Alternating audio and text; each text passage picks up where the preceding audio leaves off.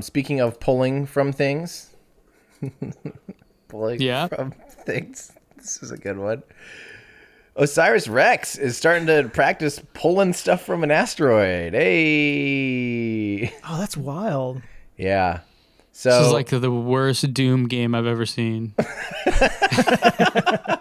It's like a first person picking up rocks. rock, It's like when you get stuck in a corner and you just keep bumping against the wall.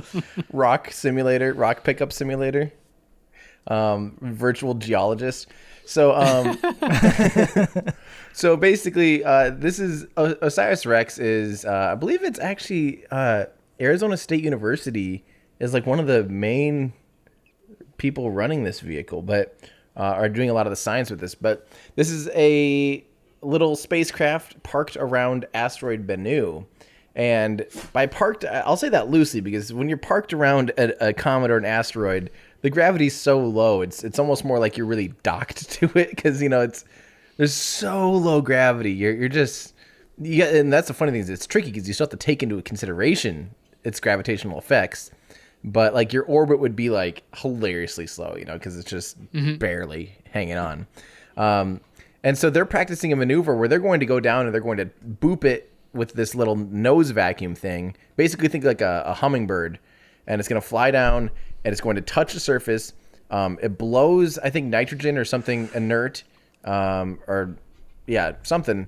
And then it collects the dust from the asteroid into this bin. And then this will actually fly back to Earth and re-enter in this little capsule. And so we'll be able to get a good, clean sample return of this asteroid, which is exciting. I mean, this is Hayabusa has done an asteroid, or we've done comet returns, some dust from a comet return, and I think we've done one other asteroid return before, but this is still, I mean, anytime you go up and start sampling dust and dirt from another planetary body is amazing. Now, we should note this video, it's just a little repeating GIF or GIF, however you want to say it, was GIF. A practice burn, and they went down to basically 400 feet, 120 meters above the surface, and then where they started there, and then they went down to 213 feet, about 65 meters above the surface. So it's still really far away. For some reason, the perspective looks really close. Really close. It looks like they basically went up and touched it, but they're still. So those are actually really big rocks. They're huge rocks. Yeah, exactly. Because they're still 20 stories up off the ground for this approach. Now, the weird thing to me, and I'm sure this is why I'm not a planetary scientist flying a spacecraft, their next practice won't be until June. So like 2 more months. And then their actual touchdown will be to do the test is like August. And I'm like, what are you going to do for 2 months?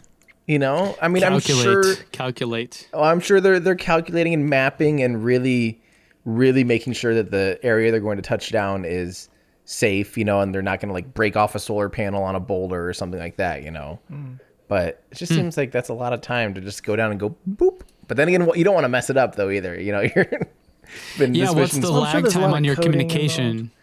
Oh, it has to be pre-programmed pretty much, because I'm sure it's minutes. It's measured in minutes, so it has to be a program. It's longer than that, isn't it? I mean, what is the moon? Isn't the moon minutes? No, the moon's a second and a half round trip, 3 seconds. Mars is about 20 minutes average, but depends on where it's at in its orbit. And I'm assuming this would be somewhere around there, because I don't actually know exactly where Bennu is. I think it's beyond Mars, but I don't know where it is in relationship to Earth right now. Isn't that where the asteroid belt is, from between Mars and Jupiter? Yep. I'm not exactly sure. But anyway, this would be exciting. This would be a cool mission. This launched, I think, in like 2016 or 17. I remember this launch. It was on an Atlas V. I was trying to go to it, but I couldn't go down to the launch. But I've been following this mission for quite a while, and I'm really excited for them to get to this next step. And I remember thinking it's going to be so long before they actually do this sample return. We'll have Starlink before then. Starlink wasn't even a thing. Yeah. Twinkle I in was just thinking someone's they're eye. going to be like floating around it, planning their next move, and by that time somebody else has built a rocket that just goes and grabs it and takes on.